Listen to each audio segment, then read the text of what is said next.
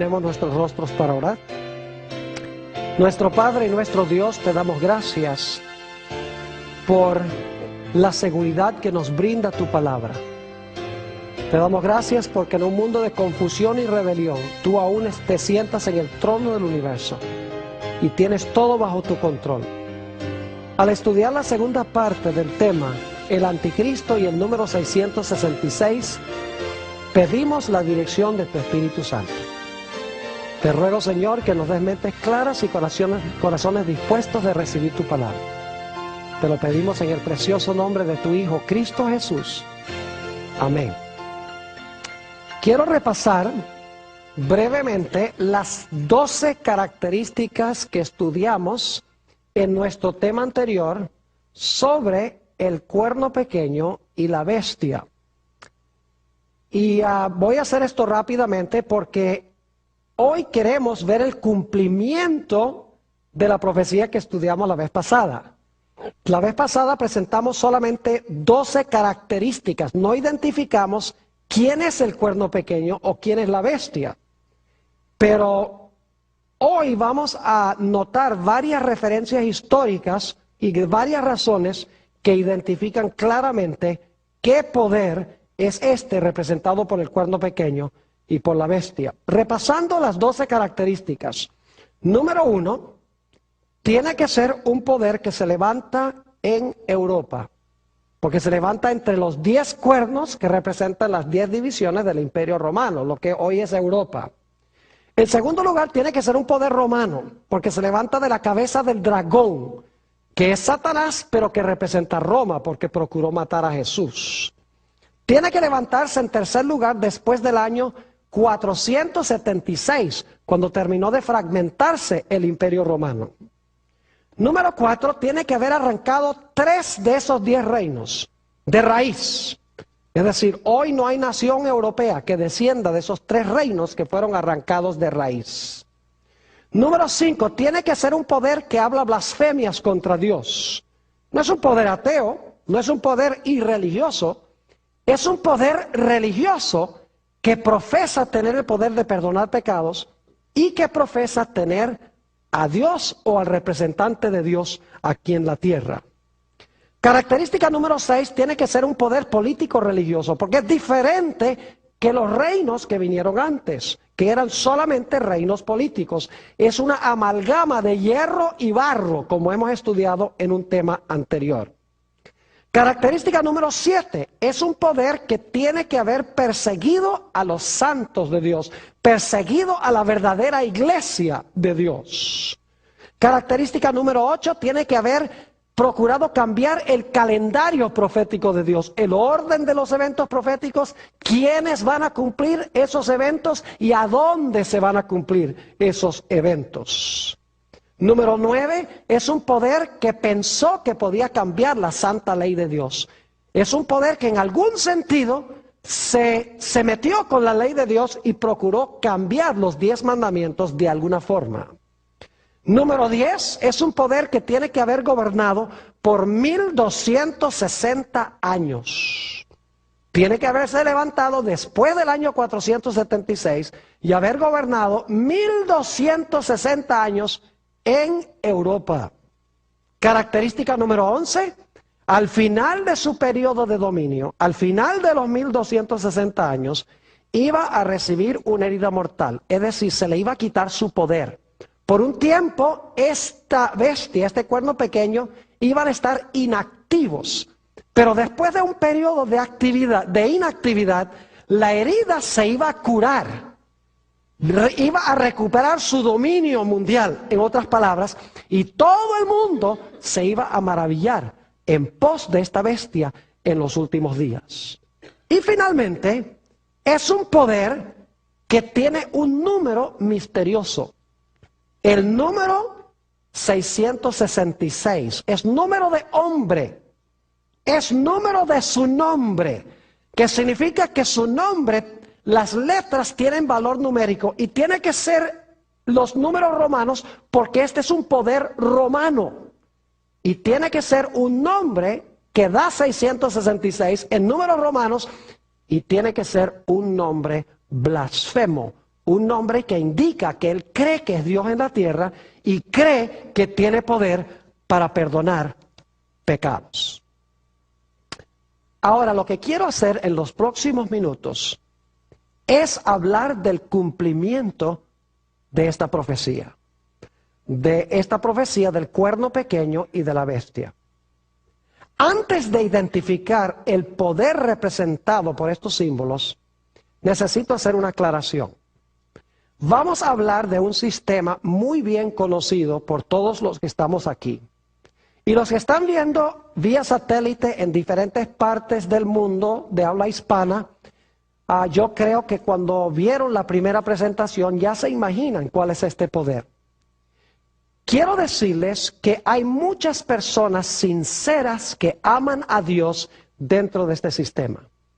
No estamos diciendo que todas las personas que pertenecen a este sistema son apóstatas. Hay muchos que aman a Dios y son verdaderos hijos de Dios. Estamos hablando es del sistema. Estamos hablando de la organización de este sistema. No estamos hablando de todos los individuos que pertenecen al sistema. Porque Dios tiene mucho verdadero pueblo en este sistema. Porque dice en Apocalipsis 18 que Dios llama a su pueblo a salir de Babilonia. Dice, salid de ella, pueblo mío. Es decir, que Dios tiene mucho pueblo en Babilonia. Gente sincera que ama a Dios, que cuando oye estas cosas, dice, yo no sabía esto, yo tengo que salir de este sistema. Así que quiero que quede absolutamente claro que no estoy criticando personas individuales dentro de este sistema. Lo que estamos haciendo es analizando el sistema, la organización a la luz de la Sagrada Escritura. Vamos a mirar las 12 características y cómo se cumplieron en este sistema. Les voy a decir de plano, desde este momento, ¿qué sistema es representado por el cuerno pequeño y la bestia? No cabe duda alguna de que estos poderes o estos símbolos representan a la Iglesia Católica Apostólica Romana. Ojalá yo no tuviera que decir eso, porque yo tengo inclusive amigos que son católicos romanos. Aman a Dios, son sinceros, como les he mencionado, pero las características hablan de por sí mismas. Y cuando yo acepté el llamado para predicar, le prometí a Dios que iba a predicar toda la verdad, aunque se desplomaran los cielos. No porque odio a la gente, sino porque amo a la gente. Y quiero que la gente se salve de los sistemas que están contemplados en las profecías. Primera característica, y aquí tengo unas hojas porque voy a leer varias citas históricas ilustrando cada punto. Se iba a levantar en Europa Occidental. Voy a leer algunas citas de historiadores, no les voy a dar de qué libro vienen ni de qué página, porque si consiguen el DVD, ahí están todas las referencias, dónde está, en qué página está y en qué libro está y quién es el autor. Por la premura del tiempo solamente les voy a leer las citas. Dice un historiador, el anticristo o el cuerno pequeño debe buscarse entre los 10 reinos del Imperio Romano Occidental. No lo digo yo, lo dice un historiador, Thomas Newton. Nuevamente dice, el anticristo o el cuerno pequeño debe buscarse entre los 10 reinos del Imperio Romano Occidental. Otro historiador, es un comentarista muy famoso, Albert Barnes, dice esto: aún los romanistas, es decir, los católicos, admiten que el Imperio Romano se dividió en 10 reinos como resultado de las incursiones de las naciones del norte, es decir, de las tribus bárbaras. Los mismos católicos admiten que Europa se dividió en varios reinos cuando el Imperio Romano Occidental cayó. Es decir, ellos mismos dicen que lo que hoy es Europa fue el resultado de esas invasiones bárbaras.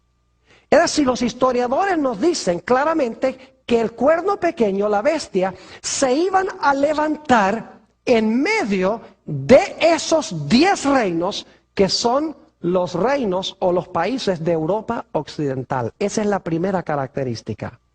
La segunda característica es que iba a ser un poder romano, porque se levanta el cuerno pequeño de la cabeza del dragón que representa Roma, y el dragón le da su poder a la bestia, que es lo mismo que el cuerno pequeño.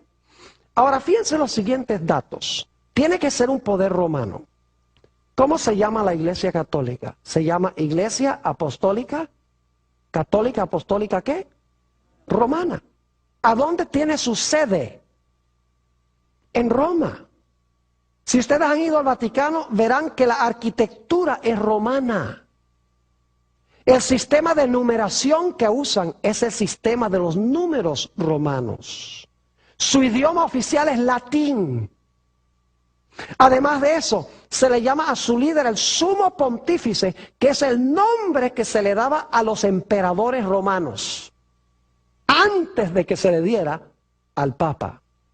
Además de eso, claramente la religión del papado viene de Roma pagana. Ellos mismos admiten eso. El cardenal Gibbons, por ejemplo, que fue cardenal de Baltimore por mucho tiempo, dijo: nosotros no negamos que muchas de las cosas del Imperio Romano, nosotros las adoptamos y las cristianizamos, las bautizamos y las hicimos cristianas.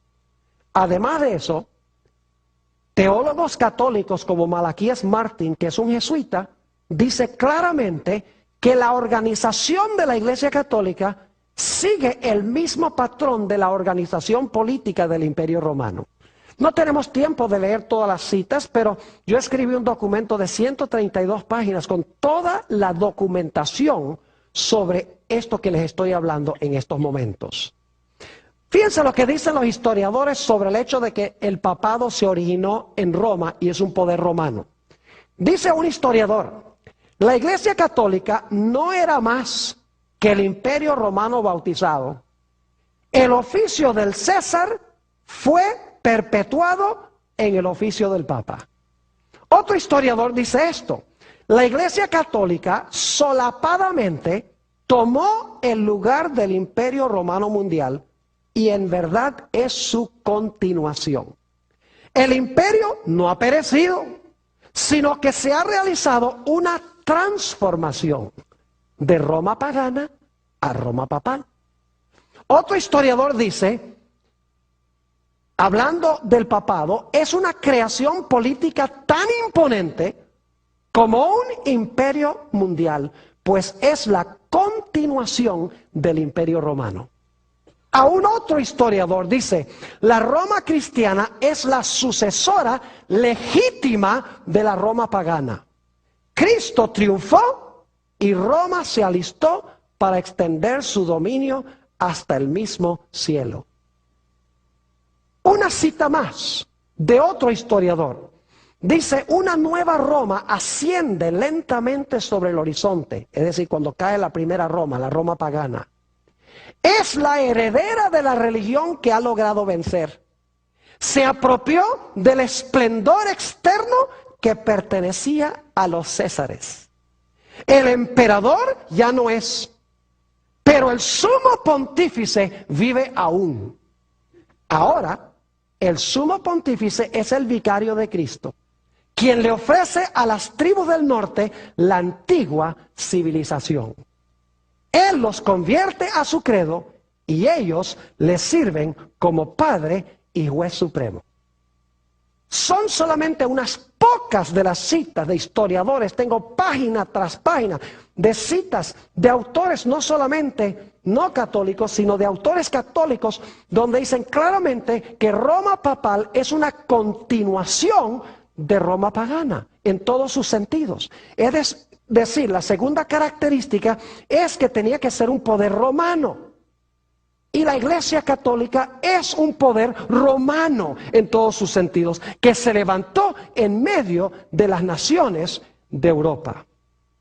Tercera característica, tenía que levantarse después del año 476. Y la razón es que el Imperio Romano tenía que ser dividido antes que se levantara el cuerno pequeño. Ustedes recuerdan que los 10 cuernos estaban en la cabeza del dragón y tras los 10 sale el pequeño.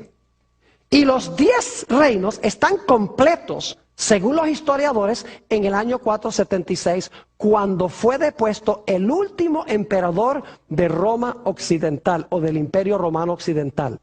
Su nombre era Rómulo Augustulo. Después de eso, en el 476, no hubo más emperadores en Roma Occidental. Ahora lo que había eran muchos reinos y pronto tomó el trono sobre estos reinos el obispo de Roma o el papa. Es decir, el papado sí se levantó después del año 476 a su poderío, tal cual lo contempla esta profecía. La cuarta característica, iba a arrancar de raíz a 10 de los reinos, o a 3 de estos 10 reinos, mejor dicho, en que se dividió el Imperio Romano. Históricamente esto se puede comprobar. En realidad, entre los 10 reinos que se establecieron allá en lo que había sido el Imperio Romano, había 3 reinos que eran rebeldes a la autoridad de la iglesia. Eran tribus arrianas, es decir, eran seguidores de Arrio. Ahora, lo que enseñaba Arrio era que Jesús fue un ser creado, fue la primera criatura de Dios el Padre. Y claro, la iglesia no enseñaba eso. La iglesia enseñaba que Jesús es eterno Dios. Y por lo tanto, estos 3 reinos, los érulos, los vándalos y los ostrogodos, como enseñaban contrario a la iglesia contrató al imperio, al poder político del imperio, para desarraigar a estos 3 reinos. Y es interesante que el primer reino, los érulos, fueron arrancados en el año 493. Y en Europa hoy no hay ningún país que descienda de los érulos. En el año 534 fueron arrancados los vándalos, otra de estas tribus bárbaras que habían venido del norte, se habían posesionado de parte del territorio del Imperio Romano Occidental. Los vándalos fueron desarraigados en el año 534. No hay ninguna nación hoy en Europa que descienda de los vándalos. Finalmente, el último reino en ser arrancado de raíz fue el reino de los ostrogodos, cuando Roma cayó en el año 538. Y los ostrogodos tampoco tienen en Europa ninguna nación que desciende de ellos. Es decir, los érulos, los vándalos y los ostrogodos fueron arrancados de raíz. No hay ninguna nación en Europa hoy que descienda de ellos. Mientras que hay otras naciones que descendieron de tribus bárbaras. Los anglosajones son los ingleses, los francos, los franceses, los alemanes, los lombardos, los italianos. Es decir, de las demás divisiones de los otros 7 reinos, hay naciones en Europa hoy. Pero de estos 3 reinos, no hay ninguna nación que descienda de ellos. Fueron arrancados de raíz, tal cual lo dice la profecía. ¿Qué diríamos de la quinta característica? La quinta característica es que debe ser un poder que profesa ser Dios en la tierra y que pretende tener el poder para perdonar pecados. Yo quiero leerles algunas citas, no solamente de autores protestantes, porque alguno podría decir, bueno, eso es lo que dicen los protestantes. Yo les voy a leer citas de autores católicos ahora, no de autores protestantes, autores católicos mismos. La primera cita que quiero leer viene de la Enciclopedia Católica, tomo 3, la página 139. Escuchen lo que dice la Enciclopedia Católica. Dice: el Papa tiene tan grande dignidad y es ensalzado que no es un simple hombre, sino como si fuese Dios, el vicario del Hijo de Dios. El Papa tiene una dignidad tan sublime y suprema que, hablando con propiedad, no ha sido establecido en algún grado de dignidad, sino más bien ha sido colocado en la misma cúspide de todas las dignidades. El Papa es llamado Santísimo porque únicamente Él es el vicario representante de Cristo, manantial, fuente de plenitud de toda santidad. El Papa es el monarca divino, emperador supremo, Rey de reyes y Señor de señores. De allí que el Papa lleva una corona triple, como Rey del cielo, Rey de la tierra y Rey de las regiones inferiores. Además, esta es una enciclopedia católica, además, la autoridad y el poder del pontífice romano no se refieren solo a las cosas celestiales, a las terrenales y a las que están debajo de la tierra, sino que llegan hasta sobre los ángeles, pues es mayor que ellos. De manera que si se pudiera dar el caso de que los ángeles errasen en la fe o pensasen en forma contraria a la fe, podrían ser juzgados y excomulgados por el Papa. El Papa tiene tan grande dignidad y poder que forma uno con Cristo el mismo tribunal. La enciclopedia católica. La mayoría de los católicos no conocen esto. De las mismas fuentes católicas. Aquí está otra cita de otra enciclopedia católica que se llama Prompta Biblioteca. Dice esto: el Papa es como si fuese Dios en la tierra, solo soberano de los fieles de Cristo, principal Rey de reyes y Señor de señores, que tiene la plenitud del poder, a quien Dios, el omnipotente, le ha confiado no solo la dirección de lo terreno, sino también el reino celestial. El Papa tiene tan grande autoridad y poder que puede modificar, explicar, abolir, interpretar o cambiar aún las leyes divinas. Las leyes divinas. Fíjense lo que dijo León XIII. El Papa León XIII dijo: nosotros ocupamos sobre la tierra el lugar del Dios omnipotente. Fíjense lo que dijo el cardenal Bellarmino, un famoso cardenal de la época de la Reforma Protestante. Dijo esto: si el Papa errara imponiendo pecados y prohibiendo virtudes, es decir, si el Papa impusiera pecados y prohibiera virtudes, la Iglesia aún estaría obligada a considerar que los pecados son buenos y las virtudes son malas. Eso lo dice un cardenal, el cardenal Bellarmino, no lo dice un protestante.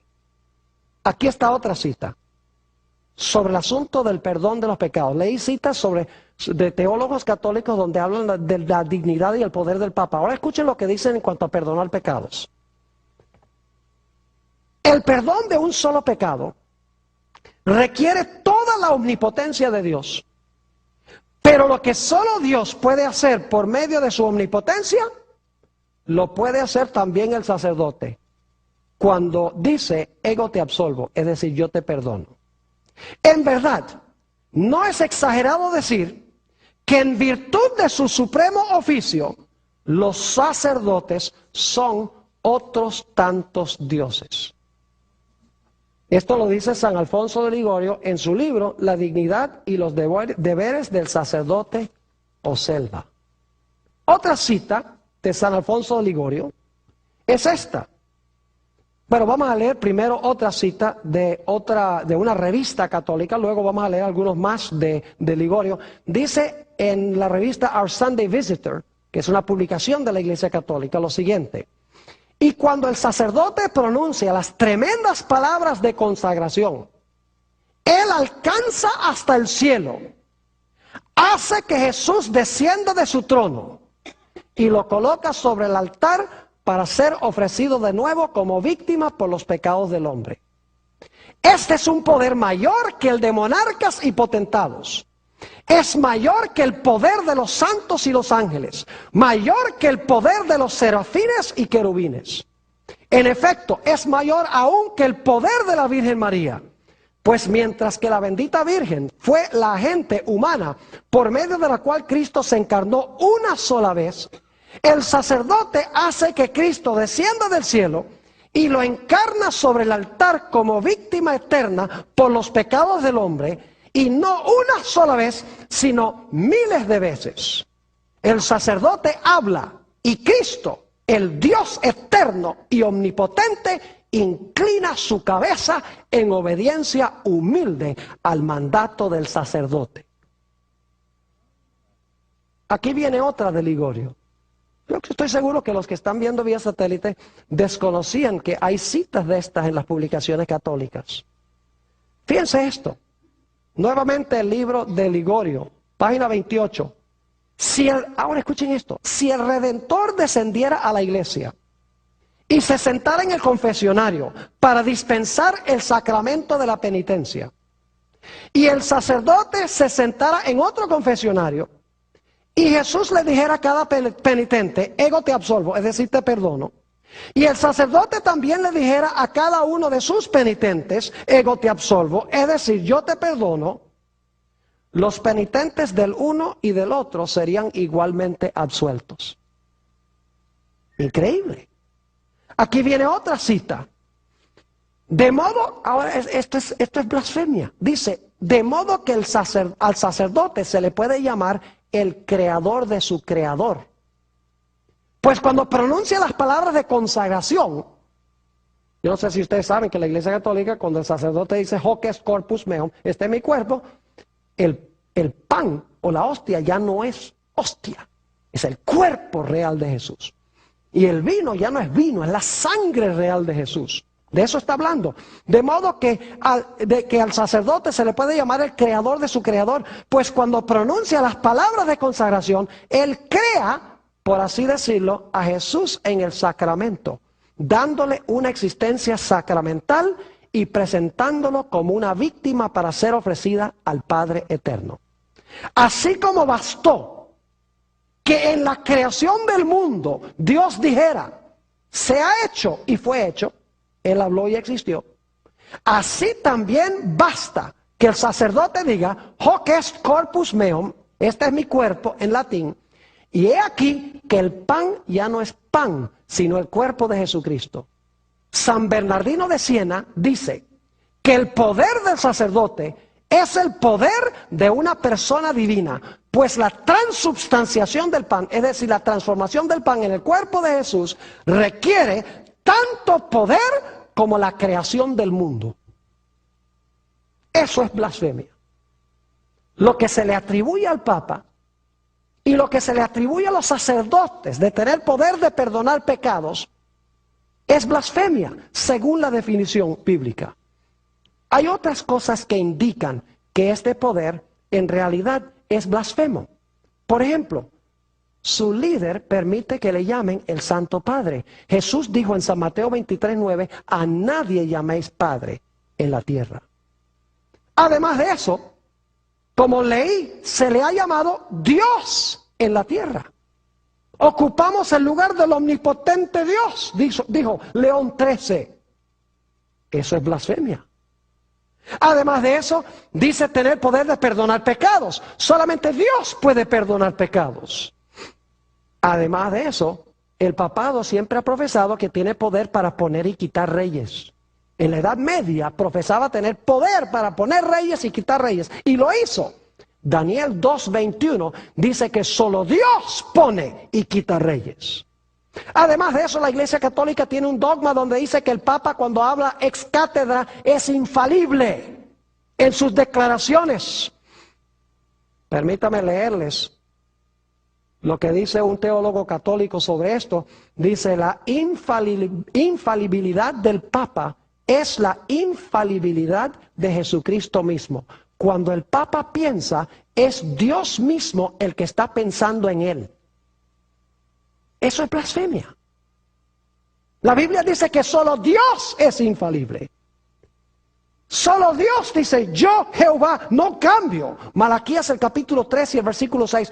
¿Cómo un mero hombre puede decir que él es infalible cuando habla desde el trono o ex cátedra?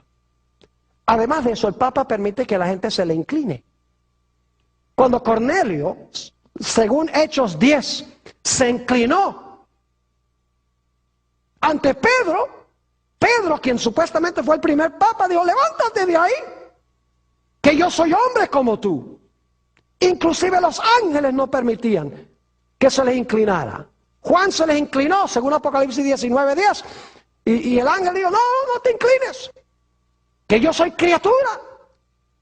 ¿Cómo es que el Papa entonces permite que la gente venga y le rinda pleitesía? Además de eso, hay declaraciones del poder papal donde dice que el Papa puede juzgar a todos y nadie lo puede juzgar a él.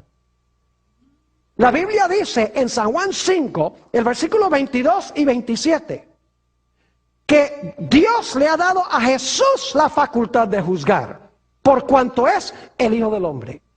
Además de eso, hemos visto que el papado profesa haber cambiado los tiempos. Vamos a ver eso en unos momentos, los tiempos de Dios. Y vamos a encontrar que también ha profesado cambiar la ley de Dios. En unos momentos vamos a ir a eso.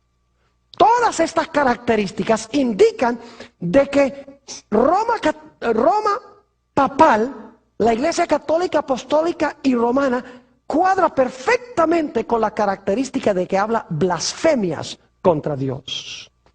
Vamos a la característica número 6. Iba a ser un poder diferente que los otros reinos. Iba a ser no solamente un reino religioso, sino que iba a ser un reino ¿qué? Político. Es decir, iba a mezclar el hierro de Roma, que es el Estado romano, con el barro que representa la iglesia, según hemos estudiado. Iba a amalgamar, en otras palabras, la iglesia con el Estado.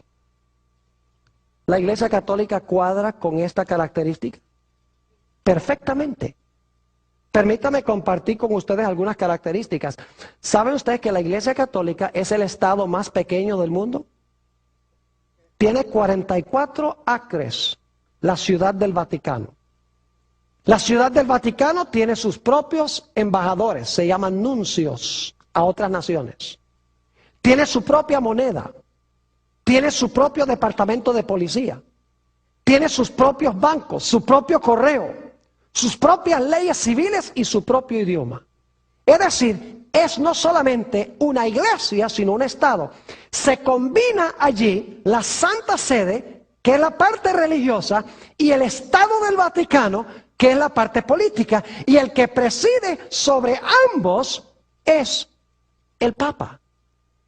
Es decir, Roma papal es un sistema amalgamado, es un Estado y es una iglesia mezclados en uno. Y dicho sea de paso, la Iglesia Católica durante su historia ha profesado tener las dos espadas. En una bula, que es una carta papal llamada Unam Sanctam, que fue enunciada en el año 1302, ahí dice que la Iglesia Católica, nosotros tenemos las dos espadas. La primera espada es la espada de la Iglesia y la segunda espada es la espada del Estado. Y fíjense, como estudiamos en nuestro primer tema de estos dos que estamos estudiando, nos dimos cuenta que este poder usaba la espada. Así que es interesante que diga que nosotros tenemos las dos espadas. La religiosa, no solo la espada del Espíritu, que es la palabra de Dios, sino la espada del poder civil. ¿Está claro? Es decir, la Iglesia Católica es una amalgamación, es un poder diferente que todos los otros reinos que vinieron antes, porque esos eran políticos, mientras que este es un poder político religioso. Fíjense lo que dice un historiador. En la Edad Media, la Iglesia no era un Estado, sino que era el Estado. O mejor dicho, la autoridad civil era el departamento de policía de la iglesia. Qué interesante lo que escribe este historiador, que el Estado sencillamente era el departamento de policía de la iglesia. Como la iglesia hacía cumplir sus dogmas y sus enseñanzas. Característica número 7. Iba a perseguir a los santos de Dios. ¿Han oído ustedes alguna vez hablar sobre el santo oficio de la Inquisición que se estableció en el siglo XIII?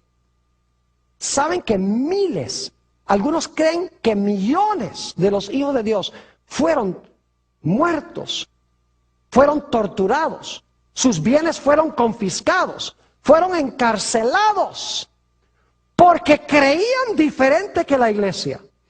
Y lo que hacía, si ustedes dicen hoy los sacerdotes católicos, ustedes persiguieron durante la Edad Media, y ellos dicen, no, nosotros no fuimos, fue el Estado. Y técnicamente es cierto, fue el Estado. Pero escuchen bien, fue la iglesia usando la espada del Estado. Y saben que eso es lo mismo que pasó con Jesús. Jesús fue crucificado por una coalición entre iglesia y Estado. Porque los judíos, la iglesia, usaron el poder civil de Roma para crucificar a Jesús. Y eso fue lo mismo que pasó durante la Edad Media. La iglesia empleó el poder del Estado, empleó la espada para matar a millones de los hijos de Dios. Los valdenses, los albigenses, los hugonotes en Francia, la famosa masacre de San Bartolomé. Podría contarles muchas cosas. En el documento que escribí hay 25 páginas nada más sobre esta característica, donde teólogos católicos dicen la Iglesia Católica tiene derecho a perseguir y a matar a los herejes si no están de acuerdo con la Iglesia, usando el poder civil. La característica número 8, que iba a intentar cambiar el calendario profético de Dios, los tiempos de Dios. No tengo tiempo de entrar a todas las dimensiones de esto, pero les voy a dar una corta reseña histórica. Cuando se levantó la Reforma Protestante en el siglo XVI, 1517, cuando Martín Lutero clavó sus 95 tesis en la Catedral de Wittenberg, Martín Lutero, con las profecías que nosotros estamos estudiando, apuntaba el dedo a la Iglesia Católica y decía, la Iglesia Católica es el poder contemplado en las profecías, es el anticristo de la Biblia. La Iglesia Católica empezó a perder, inclusive naciones enteras se volvieron protestantes. Y por lo tanto reunieron el Concilio de Trento, el concilio más largo en la historia de la Iglesia Católica, 1545 a 1563. Y el propósito era buscar la forma de contrarrestar la Reforma Protestante. En el año 1534, un individuo que posiblemente han oído mencionar, San Ignacio de Loyola, estableció la Sociedad de Jesús, es decir, los jesuitas, como se conocen hoy en día. El propósito de los jesuitas era acabar con la Reforma Protestante, quitar el dedo acusador de las profecías de la Iglesia para apuntarlos a otra parte. De entre los jesuitas aparecieron dos teólogos de renombre. Uno se llamaba Luis de Alcázar. Y Luis de Alcázar escribió un libro voluminoso, como de unas 900 páginas, a donde él dijo, mire, esa profecía del cuerno pequeño, esa profecía se cumplió 200 o 165 años antes de Cristo con un individuo llamado Antíoco Epífanes. Él fue el cuerno pequeño allá hace tantos años. Y decía, y la bestia de Apocalipsis 13, eso representa a Nerón. Es decir, su nueva interpretación profética era decir que la bestia y el cuerno pequeño se cumplieron en el lejano pasado en otra parte. Se levantó otro teólogo católico con el nombre de Francisco Rivera, jesuita también, y él escribió también un comentario voluminoso donde decía que las profecías del cuerno pequeño y la profecía de la bestia todavía no se había cumplido, que se iba a cumplir al final de la historia allá en Israel, en el Medio Oriente, con los judíos. Y por lo tanto, proyectando las profecías en cuanto al anticristo, al lejano pasado o al futuro, nadie podía ver que estas profecías se estaban cumpliendo con la Iglesia Católica en esa época. Es decir, estos dos teólogos procuraron cambiar el calendario profético de Dios. Y si ustedes van a un comentario católico hoy en día, van a encontrar que todavía los comentarios católicos dicen que el cuerno pequeño fue Antíoco Epífanes, un rey griego, y que la bestia representa a Nerón. Es decir, nada tiene que ver con nosotros, dicen. Y los protestantes han asimilado la idea de que el anticristo se va a levantar en el futuro por allá en Israel. Es decir, la Iglesia Católica desvió los ojos del lugar y con quiénes y cuándo se iban a cumplir las profecías bíblicas. Característica número 9. Este poder iba a intentar cambiar la santa ley de Dios. Y ustedes dicen, bueno, Pastor Bor, la Iglesia Católica no profesa haber cambiado la ley de Dios. ¿Saben lo interesante? Si ustedes van a una librería católica y compran catecismos o miran en los catecismos, van a descubrir algo muy interesante. Yo lo hice una vez en Albuquerque, en Nuevo México. Busqué todos los catecismos que pude conseguir. Y que particularmente quería mirar qué tenían que decir los catecismos en cuanto al segundo mandamiento de la ley de Dios. ¿Y saben lo que descubrí? En los catecismos no aparece el segundo mandamiento. Aunque está en la Biblia católica el segundo mandamiento. No te harás imagen ni ninguna semejanza. No te inclinarás ante imágenes. Dice, en los catecismos ese mandamiento desaparece aunque está en la Biblia católica. Claro, tiene que desaparecer porque la Iglesia Católica está llena de imágenes. Claro, cuando eliminan el segundo mandamiento, quedan con 9 mandamientos. Entonces lo que hacen es partir el 10º mandamiento en 2. No codiciarás los bienes de tu prójimo, no codiciarás la mujer de tu prójimo. Entonces parten el 10º en 2 para terminar con 10. Pero el cambio más terrible que ha hecho la Iglesia Católica en la ley de Dios es que profesa haber cambiado el día de reposo del sábado al domingo. Y los protestantes que hoy guardan el domingo, no es porque lo consiguieron de la Biblia, sino porque lo heredaron de la Iglesia Católica. Permítanme leerles varias citas de fuentes católicas sobre este asunto.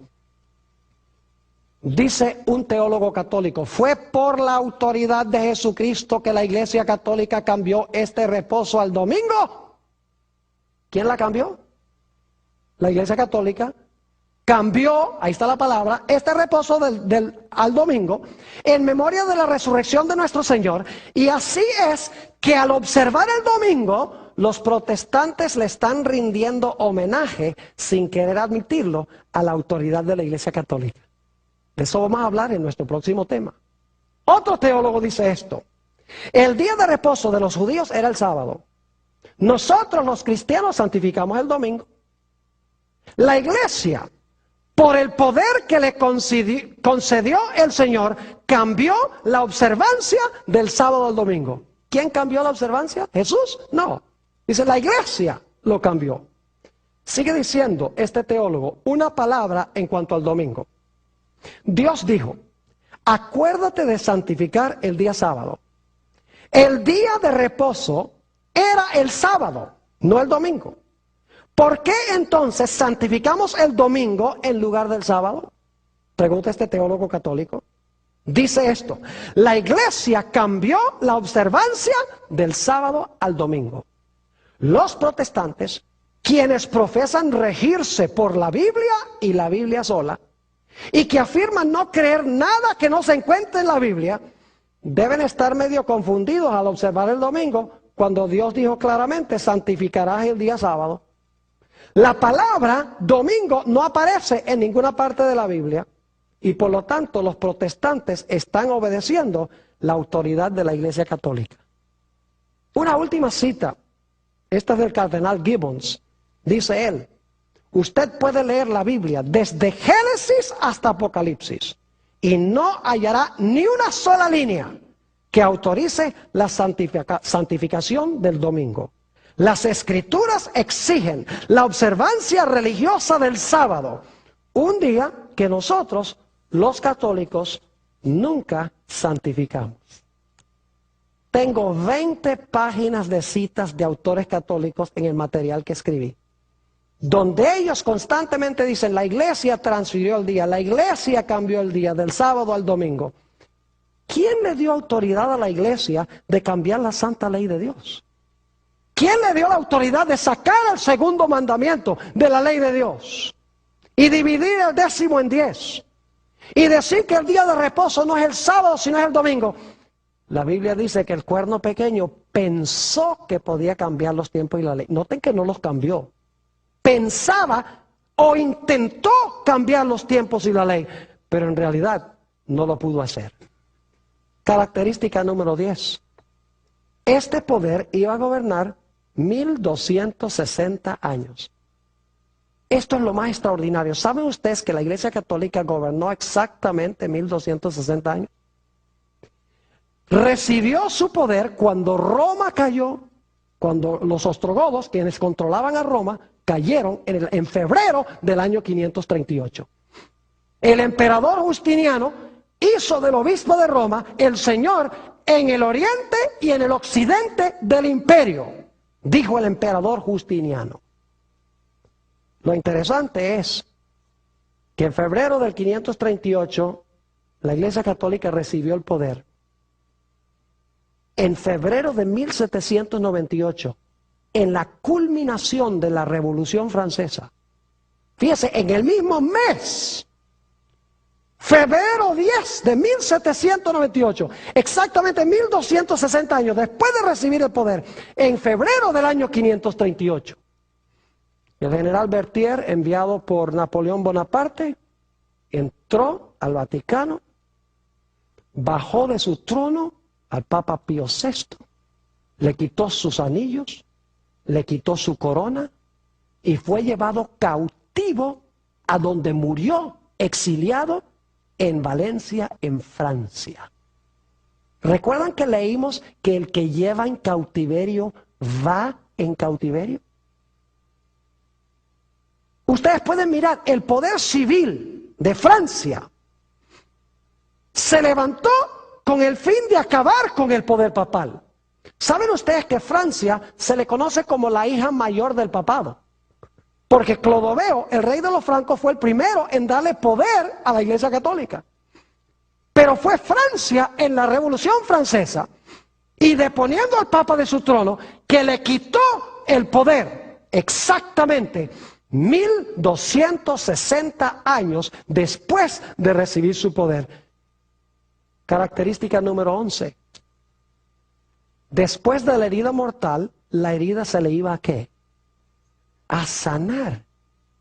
¿Estamos viendo hoy el sanamiento de esa herida? Escuchen lo que decían los historiadores cuando cayó el papado en 1798. Dice uno, el papado, claro, ellos no conocían la profecía de Apocalipsis 13, el papado estaba extinto.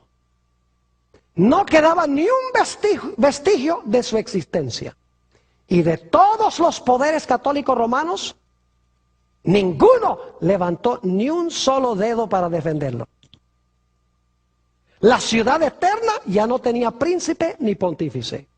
Su pontífice estaba muriendo en tierras extranjeras y ya se había dado el decreto de que no se permitiría la elección de un sucesor. Y el historiador dice, el papado estaba extinto, si tan solo pudiera haber vivido hoy.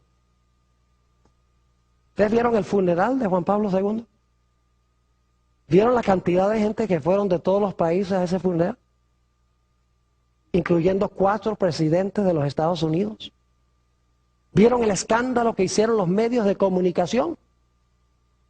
Impresionante. Dice otro historiador, en cuanto a la caída del papado, con razón, la mitad de Europa creía que el veto de Napoleón, es decir, que no se iba a elegir otro papa, sería obedecido, y que al igual que el papa, el papado estaba muerto. Otro historiador dice, las muchedumbres pensaban que el papado estaba a punto de morir y se preguntaban si Pío VI sería el último pontífice y si el cierre del siglo XVIII marcaría la caída de la dinastía papal. Otro historiador dice, el papado había sufrido su más profunda humillación y parecía estar aniquilado. La revolución les suministró, escuchen bien, una herida que según parecía no quería sanarse sino hasta fines del siglo XX. Y este es un historiador secular.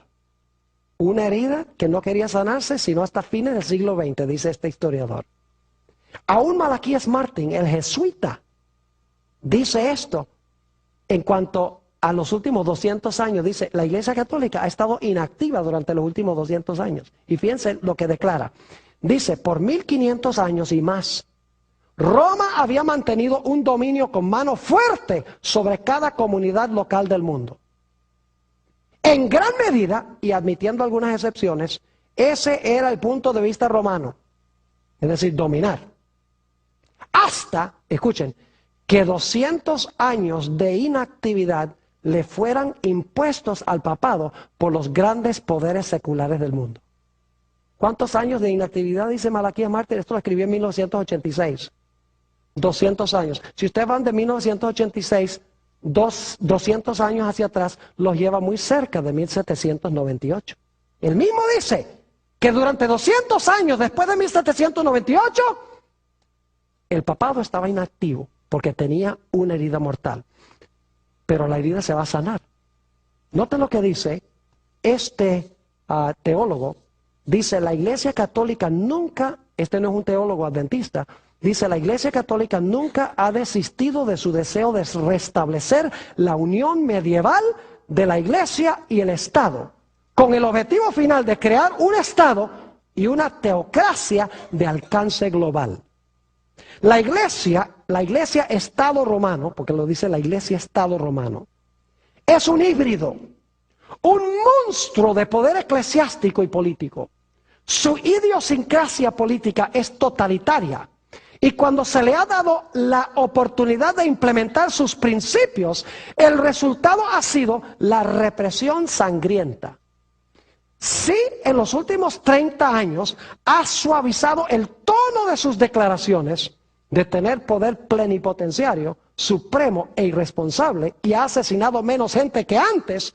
Este cambio de conducta no se debe a un cambio de ideas, sino a un cambio de circunstancias. La Iglesia Estado romano en el siglo XX, escuchen esto, es un presbiteriano. Él no interpreta Apocalipsis 13, la herida mortal, como lo hemos hecho aquí, porque no entiende la plenitud de lo que hemos estudiado. Pero sí capta esto, dice, la Iglesia Estado romano en el siglo XX se está recuperando de una herida mortal. Si o cuando recupere la plenitud de su poder y autoridad, impondrá un régimen más siniestro que cualquiera que el planeta jamás haya visto. Es de la Iglesia Reformada. Sabe más de lo que él, o sea, expresa más de lo que él entiende en su mente. Ahora, la última característica, el número 666.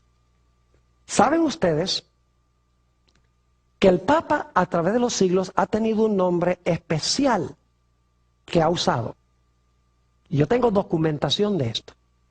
El nombre predilecto es vicario del Hijo de Dios. La palabra vicario significa uno que ocupa el lugar de, un sustituto. En realidad es el equivalente en latín de la palabra anticristo en griego. La palabra anticristo en griego no significa contra Cristo, sino que significa uno que procura ocupar el lugar de Cristo. Eso es lo que significa anticristos en el griego. Uno que procura ocupar el lugar de Cristo. Y en el latín, anticristos es vicarius filii Dei, vicario del Hijo de Dios.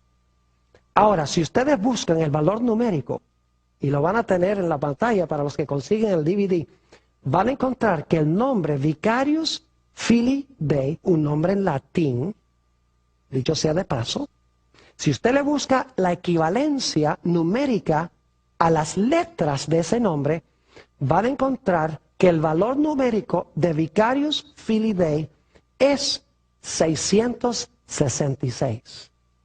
Uno de los nombres predilectos del obispo de Roma, vicarius filii Dei. Ahora, hay un detalle más que quiero compartir en cuanto al número 666. ¿Es ese un nombre blasfemo? ¿Quién se atreve a decir que Él es el sustituto de Jesús en la tierra? Que Él ocupa el lugar de Cristo en la tierra.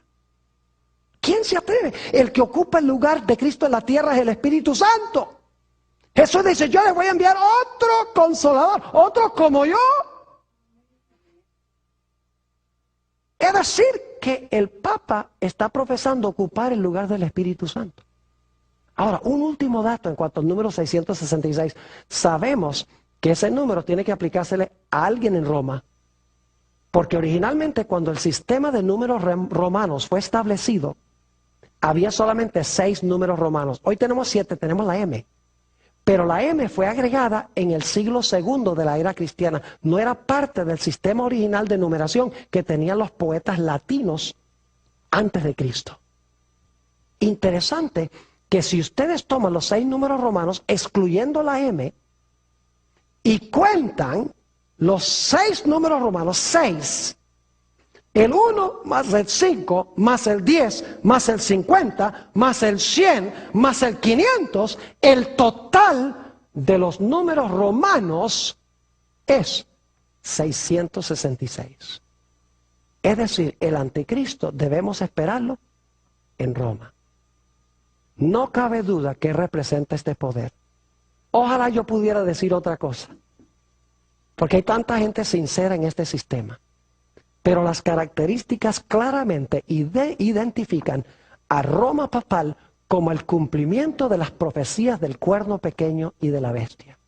Y Dios llama a su pueblo sincero, que lo ama, a salir de ese sistema. En Apocalipsis 18 y el versículo 4, Jesús hace el llamado: salid de ella, pueblo mío, para que no seáis partícipes de sus pecados y que no recibáis de sus plagas. Que Dios nos ayude a escapar de este sistema.